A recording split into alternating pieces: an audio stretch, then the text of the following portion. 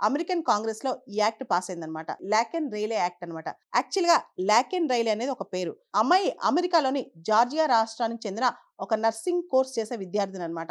ఆవిడపైన illegal immigrant ఒకతను అఘాయిత్యం చేశాడు. ఆవిడపైన అటాక్ చేసి ఆవిడని చంపేశాడనమాట. సో ఆవిడకి ట్రిబ్యూట్ ఇస్తూ ఆ చట్టం తీసుకొచ్చారనమాట. అదే లాక్ అండ్ రైలీ యాక్ట్ అనమాట. ఈ యాక్ట్ ప్రకారం ఇల్లీగల్ ఇమిగ్రెంట్స్ పట్ల చాలా కఠినంగా ఉంటున్నారనమాట. ఈ యాక్ట్‌లో అక్యూజ్డ్ అయినా సరే చాలా పెద్ద తప్పే. అంటే ఇల్లీగల్ ఇమిగ్రెంట్ అన్న అనుమానం వచ్చినా సరే కఠినమైన శిక్షలుంటాయి. వాళ్ళని చాలా స్ట్రాంగ్‌గా డిపోర్టేషన్ చేస్తున్నారనమాట. అమెరికన్ కాంగ్రెస్‌లో ఈ lock and rail act already pass అయిపోయింది. ఫ్యూచర్‌లో ఇంప్లిమెంటేషన్‌లోకి రాబోతుంది. ఈ యాక్ట్ ప్రకారం ఎవరిపైనైనా అనుమానం ఉన్నా సరే ఇమ్మీడియేట్‌గా వాళ్ళని డిపోర్ట్ చేసేయొచ్చనమాట. వాళ్ళు ఎవిడెన్స్ ఏం చూపించినా సరే ముందైతే ఇమ్మీడియేట్‌గా ప్రైమా ఫేసి అనుమానం ఉంది. వీళ్ళు అక్యూజ్డ్. వీళ్ళపైన ఇమ్మీడియేట్‌గా వీళ్ళ దగ్గర ప్రాపర్ డాక్యుమెంట్స్ పూర్తిగా లేవన్నప్పుడు వాడిని డిపోర్ట్ చేసేయొచ్చనమాట. దీని పట్ల చాలా చోట్ల చాలా భయాలు వ్యక్తం అవుతున్నాయి. అమెరికా నుంచి మేము డిపోర్ట్ అయిపోతామేమో, మమ్మల్ని పంపించేస్తారేమో అని చెప్పి చాలామంది భయపడుతున్నారనమాట.